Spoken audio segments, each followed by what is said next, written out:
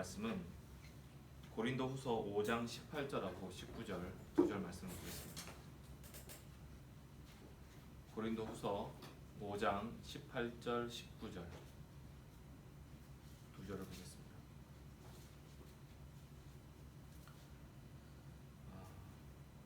다 같이 읽을까요? 5장 18절 19절입니다.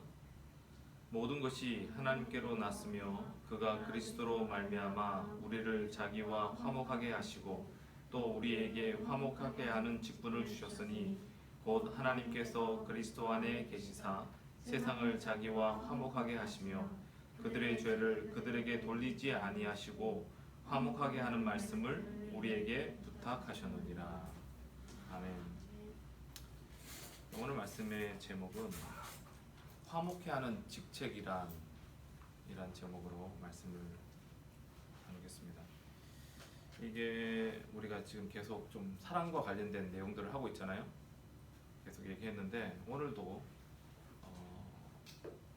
같은 그 사랑과 관련된 이야기입니다.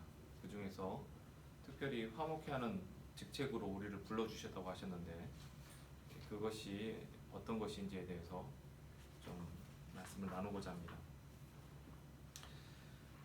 예수님은 공생애를 사시면서 사람들에게, 제자들에게 너희를 핍박하는 자를 위해서 기도해주고 원수까지 사랑하라고 했습니다. 그리고 형제가 잘못을 하면 70번씩 7번이라도 용서해주라고 얘기를 하셨고요. 그리고 화평케 하는 자가 복이 있다. 그리고 그가 하나님의 아들이라고 일컬음을 받을 것이라고 말씀하셨습니다. 한마디로 이야기하면 이것은 이웃들에 대해서, 주변에 있는 사람들에 대해서 관용할 것을, 그들을 이해하고 받아줄 것을 우리에게 말씀하신 거죠. 굉장히 강조를 하신 거예요. 성경에서는 이렇게 당신의 제자들에게 이렇게 말씀을 하셨는데, 그런데 오늘날 세상에선 기독교 신자들이 오히려 관용에 대해서는 굉장히 인색하고 배타적이고 독선적이고 편협한 사람들로 취급당하고 있습니다. 동성애나 낙태 등에서 우리가 성경적 윤리를 강조하다 보니까 막상 그러한 삶을 살아가고 있는 사람들의 어려운 형편들, 그것을 돌아보지 못하고 굉장히 기계적으로 그리고 어떤 도덕과 어떤 법을 앞세워서 판단하는 그런 냉혈함이 좀 되어버렸습니다. 여기서 어려운 형편이란, 저는 예전에도 이제 동성애와 관련된 부분에 있어서 제가 자료들을 좀 옛날부터 좀 찾아보고 했었거든요. 그런데 이제 동성애자가 되는 데 있어서 제가 이제 살펴본 바에 의하면 사람들은 유전적인 이야기를 얘기하는데 그런 것이 혹 있을 수는 있는 것 같아요. 그런데 다분히 환경적인 요인에 의해서 동성애자가 되는 경우들이 제가 알아본 바에 의하면 환경적인 요인이 더 많더라고요. 그 환경적 요인이라는 게 어떤 거냐면 어떤 성적 학대를 당하거나 또는 정서적으로 또 감정적으로 뭔가 이렇게 그 잘못된 의존성을 갖게 되면서 이제 이 동성애적인 그런 것들을 그 안에 이제 생기게 된 거죠. 제가 가장 최근에 봤던 예가 어떤 거였냐면 독일에 살고 계시는 목사님인데 한국 목사님인데 이분이 이제 독일로 보내진 거예요. 근데 그렇게 보내진 이유가 자기 엄마가 굉장히 엘리트였는데 미혼모가 된 거예요. 미혼모가 됐고 이 엄마가 자기의 어떤 그 커리어를 위해, 그러니까 자기가 태어났는데 이 사람에 대해서 굉장히 미워했어요. 자신의 인생을 망친 그런 존재라고 생각을 했고, 그리고 그러면서 이제 이 아이는 엄마가 키우지 않고 엄마의 엄마 외할머니 손에 키워졌고 엄마는 아예 이 아이랑은 이제 상관없이 그냥 자기 삶을 그냥 살아갔던 거죠. 그리고 이제 그런 이 목사님에게 자기 외할머니가 전부였던 거예요. 그런데 이 외할머니가 돌아가신 거예요. 자기가 학생 때 돌아가셨고 아무튼 그래가지고 굉장히 뭐 이렇게 우여곡절 끝에 이분이 이제 독일로 가게 됐어요. 그러니까 독일에서 남자랑 결혼한 거예요. 결혼을 했는데 결혼 생활을 하다가 우연히 자기 할머니를 닮은 여자를 만나게 돼요. 그리고 그 여자와 사랑에 빠져요. 그래서 남편과 이혼을 하고 이 여자랑 같이 살고 있어요. 그러니까 그러면서 뭐 얘기를 하는데 제가 봤을 때는 그 여자에 대해서 사랑을 느낀 것은 할머니가 있기 때문인 거예요. 그러니까 할머니가 자기를 지극정성으로 돌봐줬는데 이 사람이 자기에 대해서 그런 식으로 이제 하는 거거든요. 이거는 정서적으로 그래서 이제 자기에게 동성애적인 성향이 있다는 그때 이제 발견하고 그렇게 해서 살고 있는 거예요. 그래가지고 와가지고 뭐 한국에서 막 강연도 하고 하는 것들을 제가 봤거든요. 다분히 이거는 정서적인 문제인 거죠. 어쨌든 간에 지금 이제 우리가 이런 어떤 그런 상황에 있는 사람들의 백그라운드에 대해서 우리가 모르잖아요. 그 사람들이 어떠한 이유 때문에 어떠한 과정과 어떤 형편 때문에 뭐 동성애자가 됐던 뭐 낙태를 하는 것도 마찬가지죠. 그 뒷 이야기를 그 백그라운드에 대해서 우리는 아는 게 별로 없잖아요. 그냥 딱 보이는 것으로 우리가 판단을 하게 되는데 거기에 대한 이제 이해를 우리가 하지 못하고 그냥 눈에 보이는 것으로 그래서 어떤 법을 따라서 우리가 판단할 때에 그 사람들이 갖고 있는 그 형편을 돌아보지 못하는 그런 일들이 우리에게 일어나게 되죠. 물론 요즘에는 이런 문화적 요인도 또 호기심 또는 더 강한 쾌락을 추구하는 이유도 있다고 저는 생각합니다. 상당히 문화적인 요소도 지금은 많이 있다고 생각해요. 어쨌든 간에 지금 이런 식으로 우리가 어떤 일들을 판단하는 데 있어서 좀 너무 기계적으로 이것들을 판단함으로 인해서 굉장히 우리 기독교인들은 굉장히 배타적이고 독선적이고 편협하다는 그런 인상을 오늘날은 많이 갖고 있는 게 사실인 것 같아요. 그리고 여러 가지 정치적 이슈에도 좀 우리가 좀 그런 모습을 보일 때가 있죠. 뭐 이렇게 분배에 대해서 반대하는 어떤 그런 모습들이나 뭐 여러 가지 것들을 가지고 뭐 기독교를 굉장히 우리 보수 꼴통이라고 하는 그런 것과 연결시켜서 사람들이 보고 있는 관점들도 있는 것도 사실입니다. 그에 반해 뭐 타 종교 또 불신자들 같은 경우에는 이런 부분에 있어서 좀 이렇게 연려 있고 또 존중하는 듯한 모습을 보이는 사람들도 있고 그들의 죄와 허물과는 무관하게 좀 사랑으로 뭐 품어야 되는 것들을 이야기하는 사람들도 많아요. 어쨌든 간에 이러한 이 기독교인의 모습들이 세상에서는 굉장히 관용과는 거리가 먼 모습으로 점점 인식되어져 가고 있는 것이 사실인 것 같습니다. 그런데 이제 이런 부분에 있어서 사실 우리들도 도대체 어떻게 뭐 해야 되는지, 행동해야 되는지, 반응을 해야 되는지에 대해서 좀 모르고 헷갈려하는 것도 저는 사실인 것 같습니다. 그런데 이제 오늘 그러한 이제 상황이 우리가 처한 상황인데 그러한 상황에서 오늘 말씀을 보게 되면 하나님께서 우리에게 화목하게 하는 직분을 주셨다고 얘기가 나옵니다. 신자에게 화목해 하는 직책을 맡겨주셨다. 근데 이제 이 성도들은 지금 이 말씀을 읽을 때에 이 화목해 하는 직분이라는 얘기를 들었을 때에 여러분들은 이 화목해 하는 직분이라는 게 어떤 것 같아요? 보통 우리가 생각하는 것은 사람 사이의 화목으로 이해하는 분들이 많은 것 같아요. 하지만 오늘 본문에서 얘기하는 것은요, 사람과 사람 사이의 화목에 대해서 얘기하는 게 아니고 하나님과 인간 사이의 화목을 말하는 거예요. 여러분 한번 자세히 보세요. 모든 것이 하나님께로서 났으며 그가 그리스도로 말미암아 우리를 누구와 화목하게 한다고요? 자기와 화목하게 하신다. 그럼 자기가 누구예요? 하나님. 하나님과 화목하게 하신다는 말이에요. 화목하게 하시고, 하나님과 화목하게 하시고, 또 우리에게 화목하게 하는 직분을 주셨다.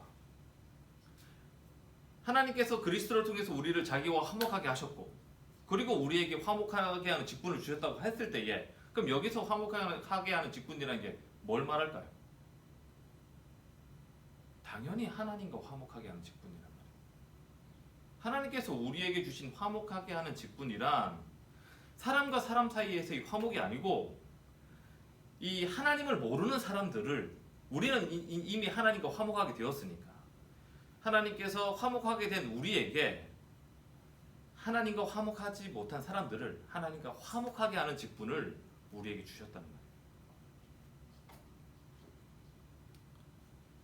말이에요. 하나님의 진노를 받아 죽어 마땅한 자에게 그리스도로 말미암아 영원토록 그분의 사랑을 받아 누릴 수 있는 새로운 피조물로 만들어 주셨으니, 그렇게 구원받은 신자들에게는 아직도 구원받지 못한 사람들, 사탄에게 미혹되었고 끌려다니는 사람들, 그런 사람들을 하나님과 화목해 하는 직분으로 모든 믿는 자들에게 주신 거예요.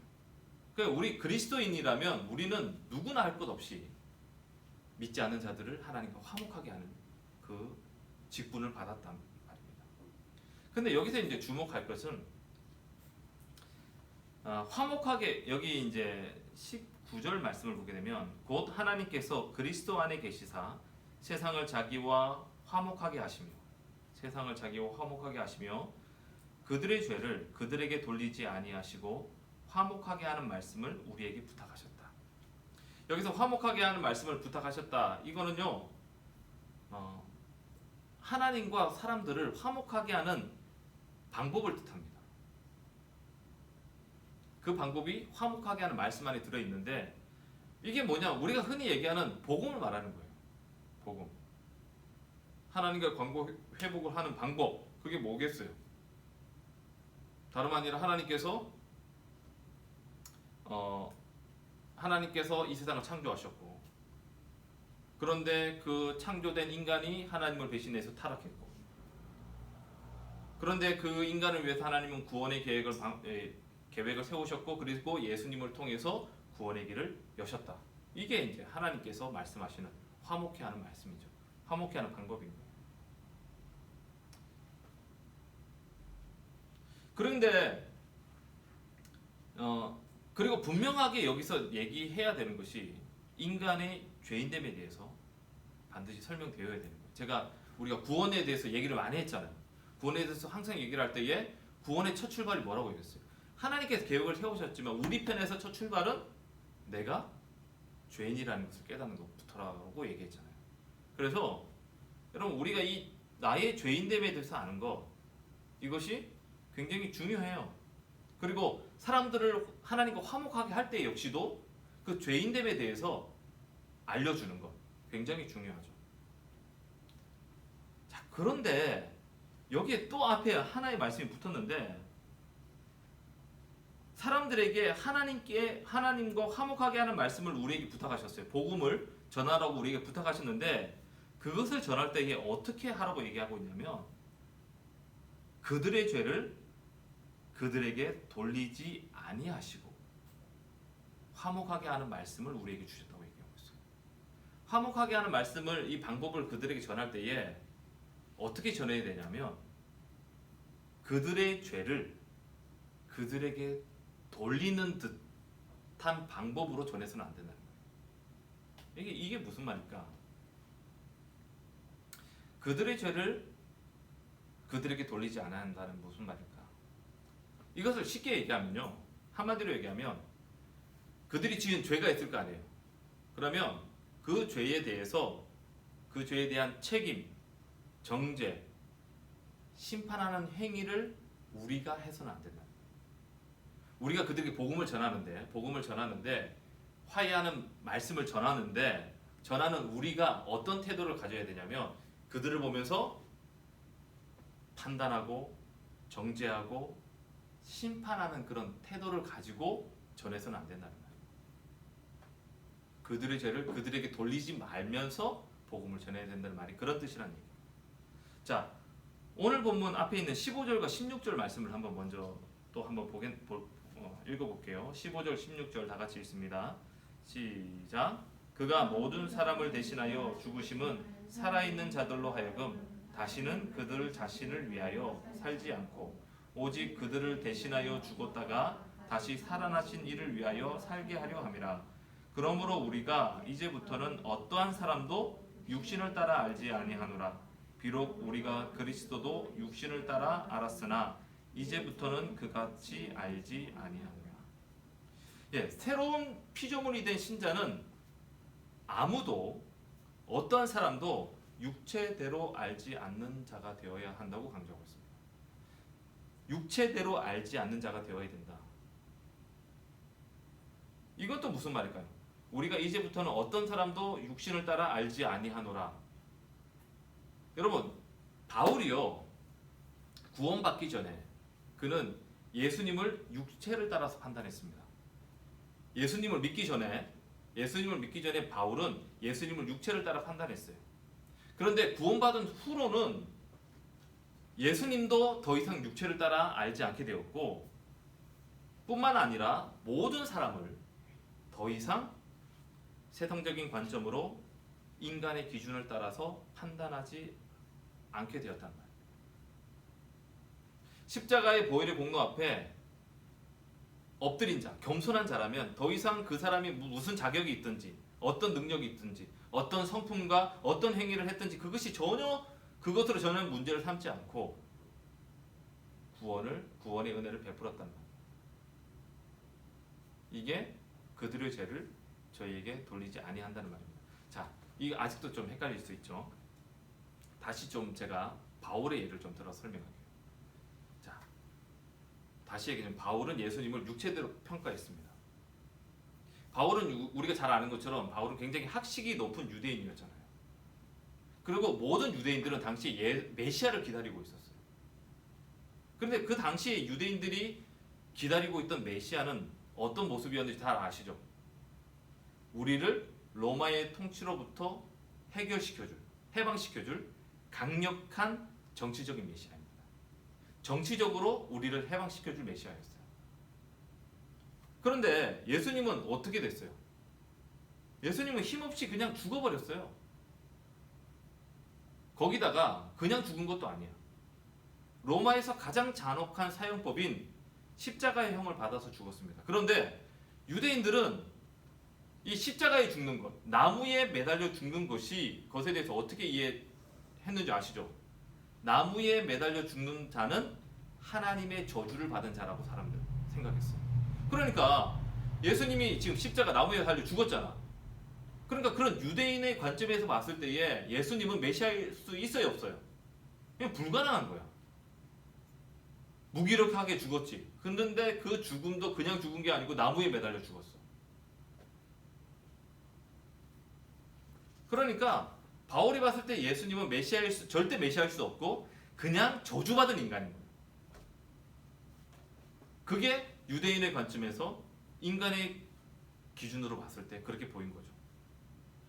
그런데 이런 관점을 가지고 있던 바울이 다메섹으로 가는 길에 예수님을 만나죠. 그렇게 만난 후에 그는 전혀 다른 관점을 가지게 되었어요. 예수님께서 메시아라는 것을 알게 되었고요. 그리고 예수님께서 남을 위해서 자기 생명을 포기하셨다는 것을 깨달은 거죠. 그런데 여기 남을 위해서 자기 생명을 버렸는데 그 남이 누구냐? 유대인이냐? 아니요. 유대인만 해당되지 않는다는 거예요. 유대인과 뿐만 아니라 이방인들도 그 남에 해당되는 거지. 그러니까 예수님께서 죽은 것은 유대인을 위해서 죽은 것만이 아니라 이방인을 위해서 죽었다는 것도 알게 된 거예요. 여러분 생각해 보세요. 바울은 바리새인이에요. 바리새인으로서 믿지 않는 이방인과 접촉한다는 것. 이거는 유대법, 유대 전통에 따르면 불가능한 일이죠. 그런데 그런 바울이 그리스도를 만나고 그리고 그 그리스도께서 이루신 일, 모든 세상에 있는 모든 사람을 구원하고자 하는 그 일, 그 일을 깨닫고 난 다음에 그는 자기가 가지고 있던 유대인으로서의 양심, 바리새인으로 가지고 있던 자기의 어떤 학문적 배경에서 가지고 있던 그런 기준, 이런 것들을 다 포기하고 이방인들을 예수 그리스도를 믿게 하는 그 일에 자신을 헌신했다는 말이에요. 여러분, 이게 바울이 예수님을 믿고 난 다음에 그에게 나타난 변화예요. 사람을 더 이상 육신을 따라서 판단하지 않는 것. 내가 가지고 있는 판단 기준이 있는데 그것을 가지고 사람을 판단하고 정죄하고 심판하고 구분하는 것이 아니라 오직 하나님의 관점으로 사람을 바라보는 것.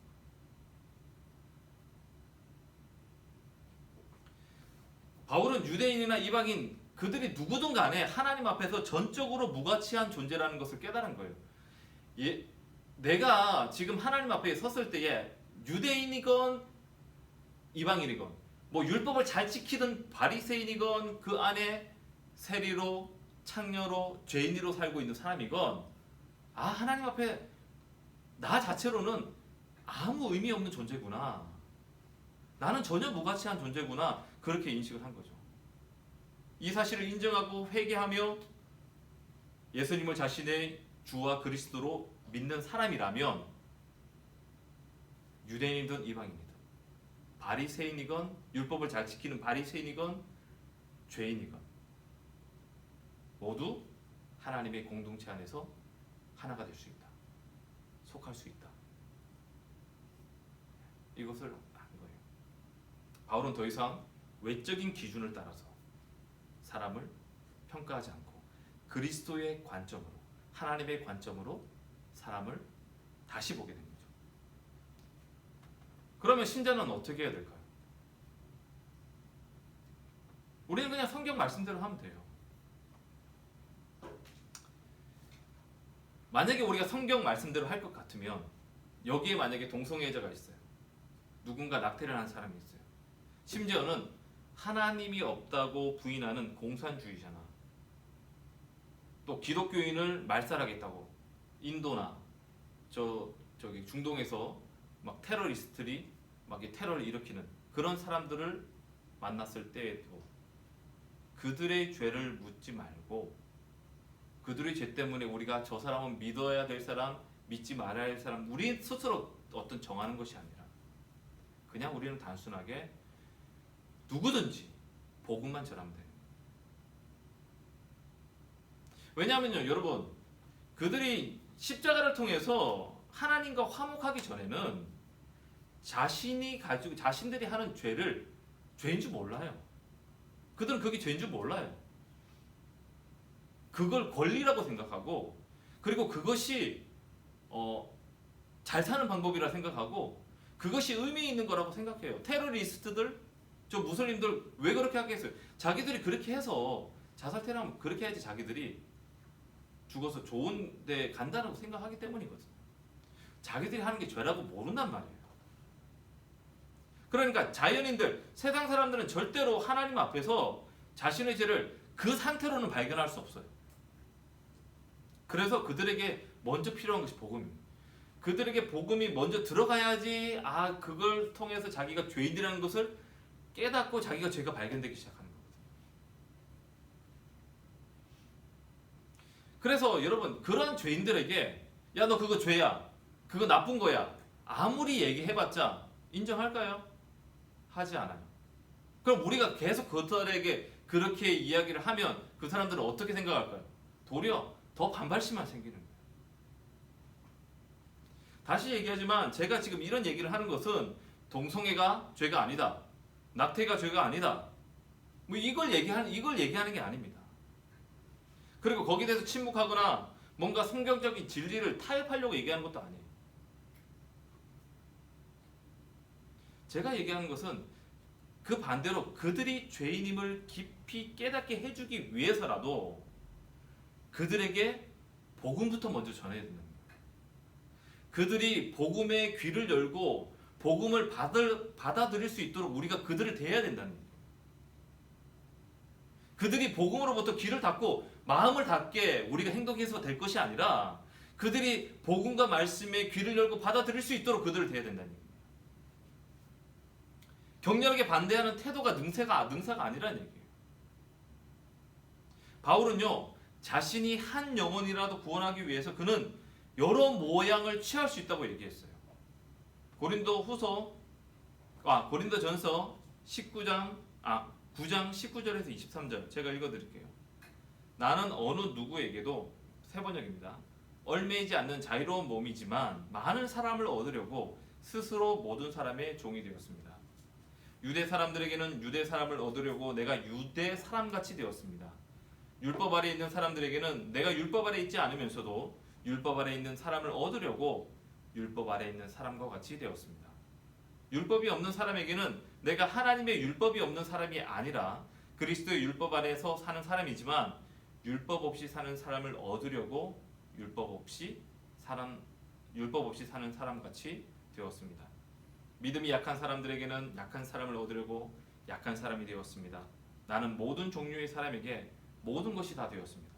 그것은 내가 어떻게 해서든지 그들 가운데 몇 사람이라도 구원하려는 것입니다. 이게 22절까지. 예수님께서도 마태복음 5장 9절에 화평케 하는 자가 복이 있다고 하신 말씀도 같은 말이에요. 단순히 인간관계를 잘 유지해서 모든 사람과 사이좋게 지내고 특별히 사람들 사이의 분쟁을 잘 조정해서 화해시키는 자가 되라고 말하는 것이 아닙니다. 여기서 화평케 하는 자도 하나님과 화평케 하는 자예요. 근데 여러분 지금 제가 얘기했던 그냥 사람들 사이의 분쟁을 잘 조정하고 화해시키는 그 일은요, 예수님을 안 믿는 사람들 중에도 그걸 잘하는 사람들이 있어요. 그런데 우리가 그런 사람들을 향해서 하나님의 아들이라고 부르지 않잖아요. 그렇기 때문에 여기서 화평케 하는 자는 단순히 인간관계의 화평을 말하는 것이 아니라 하나님과 나 사이의 관계를 말하는 거라고 우리가 다시 확인할 수 있는 거예요. 그리고 이것은 이렇게 하나님과 원수가 되었던 사람을 화평케 하는 그 일은 어떻게 해야 가능하냐? 우리가 예수님처럼 돼요. 예수님께서 우리와 하나님 사이를 어떻게 화평케 하셨어요? 자기 자신을 대속물로 내어준 거예요. 결국 자기가 죽음으로 인해서 그분이 인간과 사람 사이를 화평케 하는 가능케 하셨단 말이에요. 그럼 우리가 다른 믿지 않는 사람과 하나님 사이에 그들의 관계를 화평케 하기 위해서 우리 역시도 예수님처럼 내가 죽어야 됩니다. 그런데 우리는 복음을 전할 때도 그렇고 뭔가 할 때에 어떻게 하느냐? 내가 살았어요. 저도 그랬어요. 다른 사람을 설득하고 그래서 그 사람의 논리를 내가 이겨내므로 그 사람들을 설득해서 구원을 할 수 있을 거라고 생각했는데 그렇게 해서 구원받은 사람 없어요. 내가 논리로 이겼지만 그 사람들 마음 닫고 떠나갔습니다. 그러니까 우리가 그 사람에 대해서 뭔가 논리로 이겨내고 뭔가 이렇게 이겨서 되는 것이 아니라 내가 죽어야지. 내가 죽음으로 그 사람과 하나님 사이를 화평케 할 수 있다는 거예요.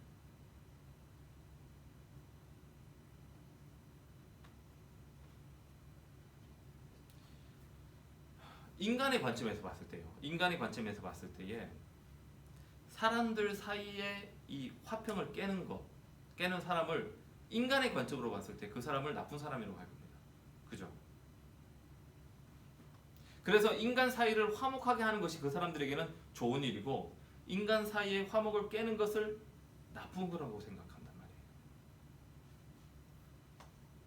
그래서 이 세상의 관점으로 봤을 때에 우리 기독교인들 예를 들면은 지금 동성애에 대해서 막 앞에 나가가지고 저주하면서 기도하는 사람들 있잖아요. 그렇게 격렬하게 하는 그 모습들이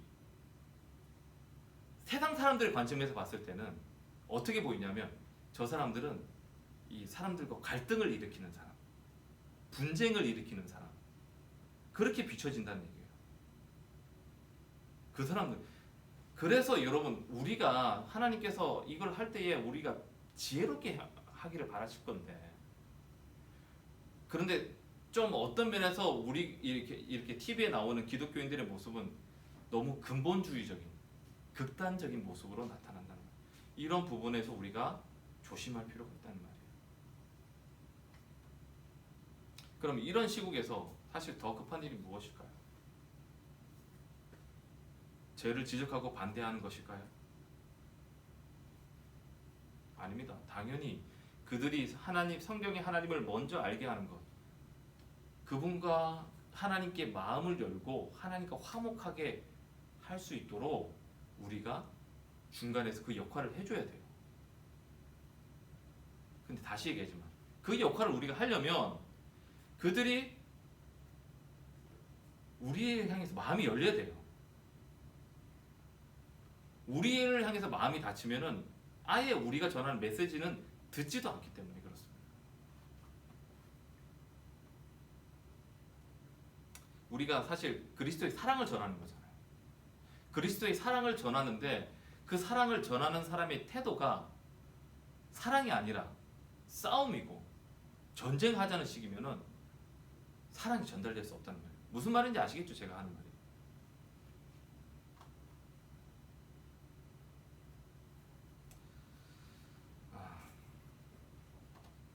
그래서 오늘 지금 제가 얘기하는 이 내용들이 결국 사랑하고 연결되는 거예요. 우리가 지금 이 하나님과 화목하게 하는 그 일이 그 그리스도의 사랑으로 하나 되는 그 하나님과 하나 되게 하는 일인데, 그 일을 하는 직책을 우리에게 맡겨주셨는데 그 직책을 감당해야 되는 우리는 어떤 모습으로 가져야 그 일이 가능하냐? 사랑의 모습으로 다가가야지 그 일이 가능하다라는 겁니다.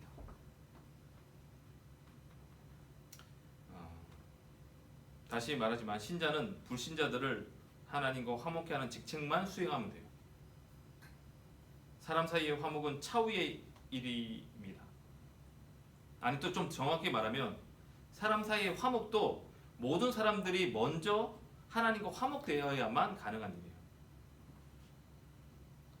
그리고 화목케 하는 그 직책을 감당할 수 있는 것은요, 어떤 법적인 규정이나 제도적인 장치 또는 전도에 막 열심을 내어서 교세를 막 늘림으로 되는 것이 아니고 우리가 끝까지 용서하며 사랑하는 모습으로, 그것을 우리가 복음을 전할 때 그 사람들이 거부할 수 있잖아요. 거부하면 그 거부하기 때문에 아이고 그래 말아 라고 해서는 안 돼요. 우리는 끝까지. 그럼에도 불구하고, 왜냐하면 그 사람들이 거기서 돌이킬 수 있는 방법은 하나님을 만나는 방법밖에 없기 때문에 그들을 위해서라도 더더욱 끝까지 용서하며 우리는 사랑해야 됩니다. 진정으로 그들을 사랑한다면 처음부터 끝까지 십자가의 복음만 전해야 됩니다. 어쨌든 모든 신자들이 이렇게 그들의 죄로 돌리지 말고 너희 이거 잘못했다 잘했다 이런 얘기를 가지고 자꾸 판단하고 정죄하기 전에 오직 주님의 사랑으로 십자가의 복음만 전한다면 지금처럼 과연 우리가 그들에게서 편협하고 냉정한 태도를 가지는 것이 마땅할까 우리가 생각해 봐야 됩니다. 더 중요하게는 신자 자신이 이런 문제에 대해서 어떻게 해야 될지를 좀 더 명확하게 오늘 말씀을 통해서 여러분들이 좀 정리를 하시기를 바라고요. 언제나 때를 얻든지 못 얻든지 예수님의 사랑을 전하고 또 그 사랑을 실제로 이웃 사이에 실행할 수 있는 저희가 되기를 원합니다. 이 일 외에는 우리가 하나님과 화목하게 하는 그 직책을 감당할 수 있는 방법은 없어요. 네. 자, 그러면 우리 이 시간 기도 제목 제가 보내드렸거든요.